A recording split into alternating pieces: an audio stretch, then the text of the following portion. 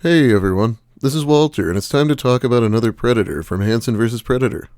Today we'll be covering Joshua Cologne, aka Papi, the plumber on the prowl. This guy's pretty horrific, so let's just get into it with the humiliation of Joshua Cologne. Joshua Cologne was a 32-year-old plumber in Brooklyn at the time. Not the one who looked like a plumber from Brooklyn, but the one who actually was. Brings dinner for himself, immediately goes to take a dump, dream date. Also, he's a plumber and his last name is Colon? Bro. I wonder if this is the plumber that made the pizza guy late. In case anyone didn't watch my Sokol video, they're talking about this picture, where he says he's getting pissed about the plumber. Cologne being Sokol's plumber is a theory people have. This dude brought dinner for himself, failed to locate the bathroom 3 times after being told where, entered the bathroom in complete darkness, thought the light switch to the bathroom was outside the bathroom, reached into his pocket after being told not to. To be fair to Papi, I think the switch was not only outside the bathroom, but also covered up by a painting for some reason. Offering the Predator a cupcake is crazy. This show was ahead of its time. Yeah, shout out to EDP445, fat sack of crap. This guy literally cannot lie. He was even admitting crimes he committed in 2nd grade. Okay, the following's from the TCAP wiki. Tetrad Core set up a profile pretending to be a 12-year-old named Jenna Claire on the Link app. Cologne, who used the nicknames Papi and Boss and belonged to online groups like Kush Smokers R Us and Love Seekers, contacted the decoy. Their chats soon turned sexual, with Cologne mentioning that he wanted to take her virginity and marry her if she wasn't underage. Cologne's chat was a pathetic one that depicted textbook grooming and insecurity over the decoy's love for him, truly assuming the role of a desperate Papi who desired to fulfill a twisted fantasy of having sex with a young minor. When the decoy told him that her mother would be going out of town, Cologne expressed worry of being caught, but decided to go anyway. Joshua Cologne is the worst predator. This freak wasn't considerate enough to bring his date food. Lee Greer brought double cheeseburger, no pickle.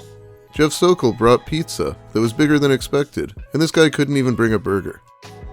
He also wanted to be called Papi and the boss like he's a dom, but his submissive self came out when a true dom came out and sunned him. Not to mention he can't even muster the courage to pipe up in the police interrogation. Absolute coward that has raped before and doesn't have the courtesy to bring food. Why do people think he needed to poop and not urinate? He's a plumber. He was going to clog the toilet and then offer to unclog it if the decoy smashed him. Wow, that is a pretty diabolical scheme, isn't it? Even the fake 12-year-old girl is kind of offended he didn't bring anything for her, lol. That's why so many people are going to be complaining about him not bringing food, because this decoy acted like she was hurt that he didn't bring her anything. Or maybe she was hurt, I don't know. It was funny either way. I know this is supposed to be a serious show, but Chris Hansen's dramatic entrances and witty one-liners have me rolling. Man, off topic, but has anyone seen his new show, Takedown with Chris Hansen? He uses meme lines from TCAP all the time. Cologne drove over 50 miles in the rain from his home in Glendale, New York, to the Stinghouse in Fairfield, Connecticut. Upon reaching the arranged location, instead of meeting an actual child, a 19-year-old decoy, dubbed Nervous Nelly, awaited him. Cologne, carrying an overnight bag, entered the Stinghouse and locked the door behind him. Engaging in casual conversation, the decoy chatted with Cologne and mentioned she had prepared red velvet cupcakes for him. Curious, she asked about any items he brought for her. In response, he explained that he only brought dinner for himself, due to time constraints before leaving. Cologne then requested to use the bathroom and remarked that the decoy appeared even more attractive in person than in her online pictures. Guiding Cologne to the bathroom, the decoy subtly signaled to switch positions with Chris Hansen. Meanwhile, as Hansen entered the kitchen to prepare the chat logs, Cologne opened the bathroom door and asked about the location of the light switch, soon locking eyes with Hansen. Hansen directed Cologne to take a seat, prompting a hesitant, "Oh shit," from Cologne as he put his hands up and withdrew his phone from his pocket. Admitting to recognizing Hansen from his shows on sexual predators, Cologne's car alarm suddenly blared. Hansen asked about the keys, leading Cologne to retrieve them from his pockets and silence the alarm. Man, yeah, that's already pretty awkward. As you can see, Nervous Nelly walked back in and took his keys afterward. I haven't been able to find his chat log in non-YouTube video format, but look at this image from it. "Hey baby, I miss you." "Hey. Hello, I'm really mad at you. You lied to me. You said all week that you would send me your address at lunchtime today, and it's past lunch." "Okay. Guess I'll make other plans to hang out with an honest girl. Hello? I love how he pretends he has all kind of girls and doesn't need to wait on her. In reality, he's an obese incel who is desperate for anyone. Well, 12 and up. He is quite underrated. I find his demeanor makes him a bit mysterious/intriguing/sociopathic. I'm mad at you and I'm gonna go hang out with a different girl instead. 4 hours later. Hello? Why are you a liar? You make me wait all week for your address, and you don't even give it to me at lunch today when you said you would. You don't want me to come. Just tell me so I can make other plans. I'm really mad at you. You were lying about this. I wonder what else you were lying to me about. Maybe I will come today, maybe I won't. I can't stand liars. It's so bizarre reading this because he acts nothing like this in person. Even when he thought he was alone with a 12-year-old, he still seemed kinda meek. Probably one of the more emotionally abusive chat logs around, which is rather ironic considering how timid and lacking in personality he is when he shows up. My favorite part of his interview is that he says over and over that he's not going to say any more, and then proceeds to admit to absolutely everything. He had the right to remain silent, just not the ability to. Yeah, it's insane. He keeps saying he won't say anymore, and Chris Hansen just keeps goading it out of him easily. He didn't do much better in the police interview either. As Hansen further questioned him, Cologne admitted to meeting the decoy online and acknowledged her age, confessing that she was 12. He also admitted to bringing clothes, indicating his intent to spend the night. Under Hansen's persistent questioning about his plans, Cologne reluctantly admitted that he had the intention of engaging in sex with the girl.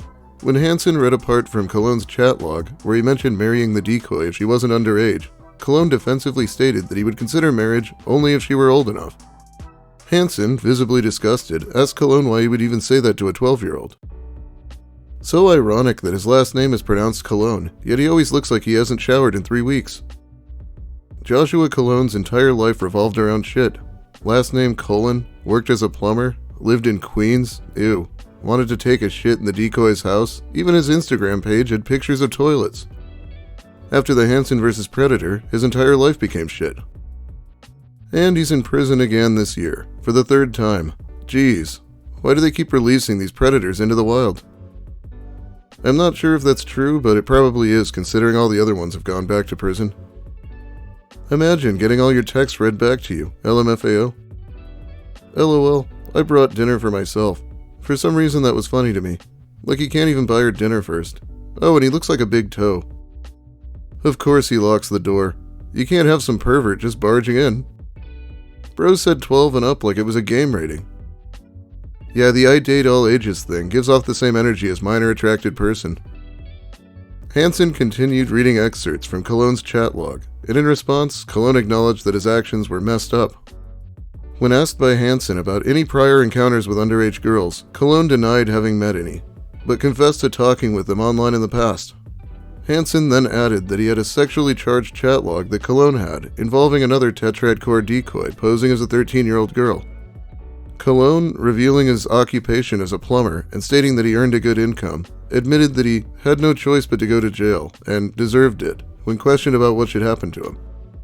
As Hansen probed for additional insights, Cologne refused to provide further details, expressing a sense of resignation about his situation.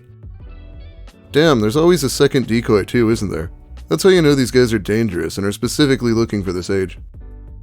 They should have arrested him just for driving a yellow Kia Soul. Off to meet an underage girl, better polish my forehead. Papi is going to choke on his chicken noodles. Chris Hansen has no chill. Motherfucker really waived his right to remain silent for some food. No, actually that was his own food. He waived his rights for no reason at all. Brilliant stuff.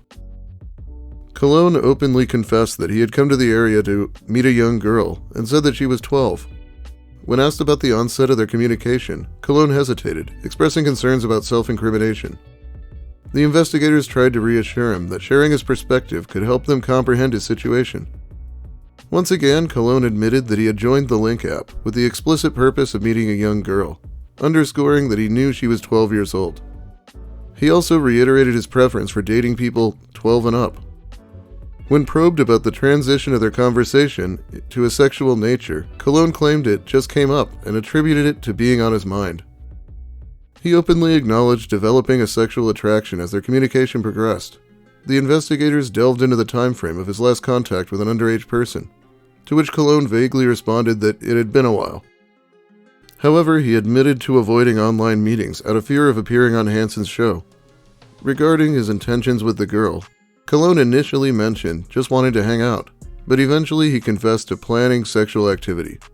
He further disclosed his manipulative tactics, admitting to telling her he loved her to pull her in. Cologne then admitted to engaging in sexual relations with a 15-year-old boy named David from Long Island, whom he had met online a few months prior. Toward the end of the interview, the investigators inquired about any images or videos of children in his phone, and Cologne admitted to having some of both boys and girls. So you would hope that this guy would get in more trouble than most, considering he has a confirmed victim, but that doesn't really happen. After his arrest, Cologne was originally charged with 1 felony count of criminal attempted first-degree sexual assault, 1 felony count of attempted risk of injury to a minor, and 1 felony count of enticing a minor in an obscene performance. During his police interview, the investigators told Cologne he would be held on $750,000 bail, but it was eventually lowered down to $125,000, causing him to bail out.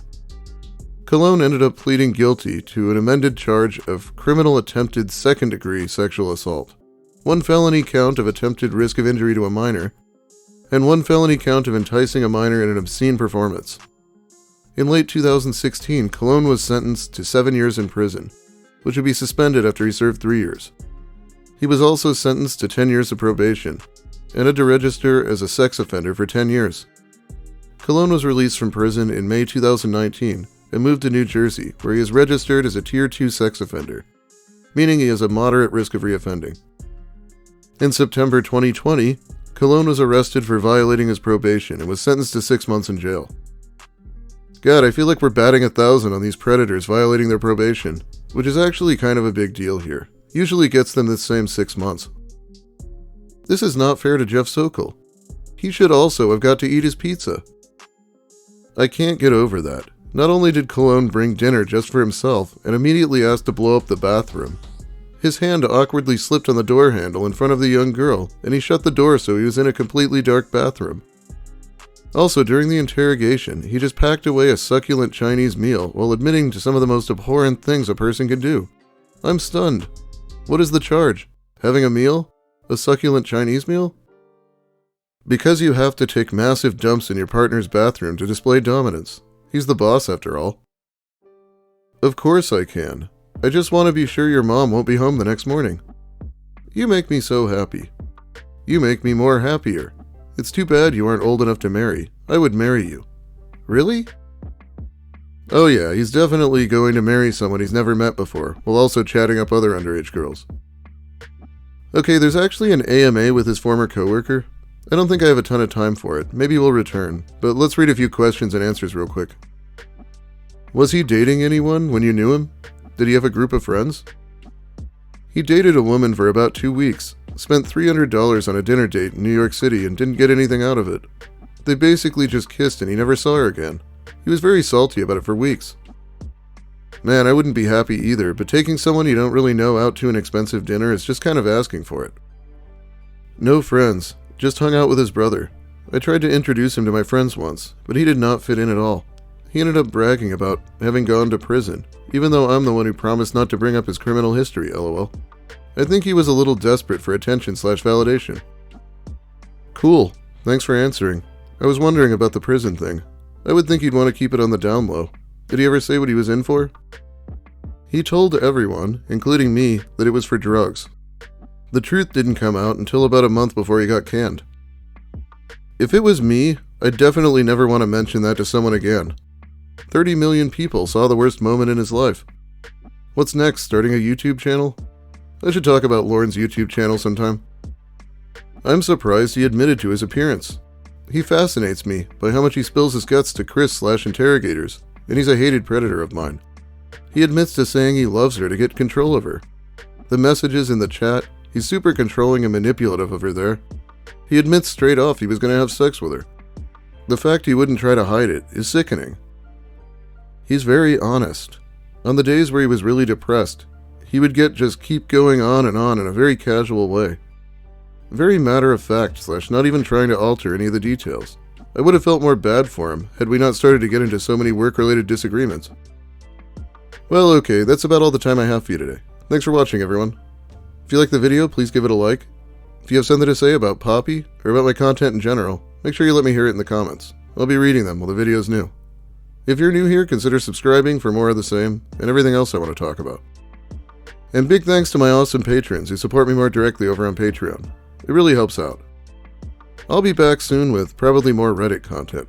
Let me know if you want more of Joshua Cologne's coworkers AMA. Have a great day, everyone. And bring food for your date if you don't want to piss off the entire internet.